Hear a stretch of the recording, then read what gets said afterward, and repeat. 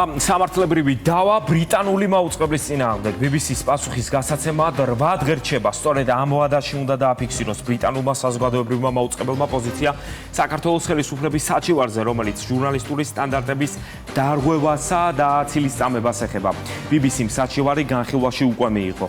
ქართული მხარის მოთხოვნა უცვლელია. BBC-მ უნდა აღიაროს შეცდომა საჯაროდ მოიხადოს ბოდიში და ამოიღოს ყველა მასალა, სადაც საქართველოს ხელისუფლებას დემონსტრანტების წინააღმდეგ ქიმიური იარაღის გამოყენებაში ადანაშაულებენ.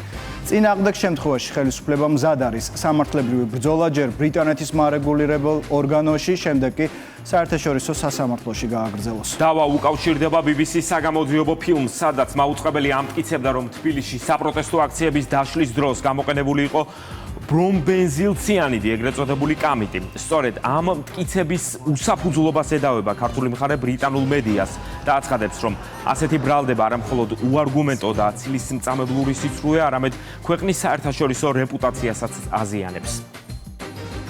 საჩივარი სრულად ეყრდნობა BBC-ს სარედაქციო პრინციპებს, ბრიტანეთის კომუნიკაციის ბიუროს მაუწყებლობის კოდექსს, ასევე ადამიანის უფლებათა ევროპული სასამართლოს პრაქტიკას, რომელიც მკაფიოდ ადგენს, რომ მძიმე ბრალდებების გავრცელებისას ჟურნალის ეკისრება უმაღლესი სიზუსტის, გადამოწმებისა და სამართლიანობის ვალდებულება.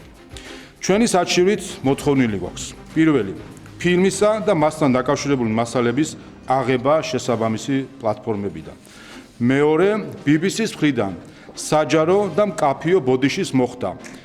ფაქტობრივი საფუძვლების გარეშე ვარაუდისა და მტკიცებისთვის თითქოს საქართველოს სამართალდამცავ ორგანოებმა გამოიყენეს კამიტი. ფაქტობრივი საფუძვლის გარეშე ინფორმაციის გავრცელებისთვის თითქოს საქართველოს სამართალდამცავ ორგანოებმა ფიზიკური ძალა გამოიყენეს იმ პირობებში, როდესაც შეკრებების მონაწილეები მათზე თავდასხმას არ ახორციელებდნენ. ფაქტობრივი საფუძვლის გარეშე გაკეთებული მტკიცებისთვის თითქოს ქართული ოცნების ინტერესები რუსეთის ინტერესებთან თანხვედრაშია.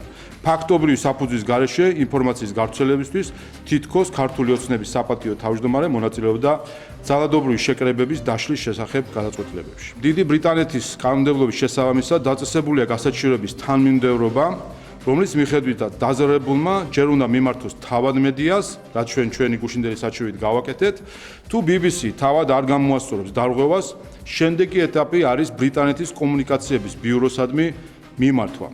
თუ იქაც არ ამოიფვა დარღვევა, ამის შემდეგ გვექნება შესაძლებლობა მიმართოთ დიდი ბრიტანეთის სასამართლოს. საქართველოს წინააღმდეგ ამ საძაგელი კამპანიის მხილებისთვის ჩვენ ყველა სამართლებრივ საშუალებას გამოვიყენებთ, მათ შორის ადამიანის უფლებათა ევროპულ სასამართლოსადმი მიმართვის უფლებას.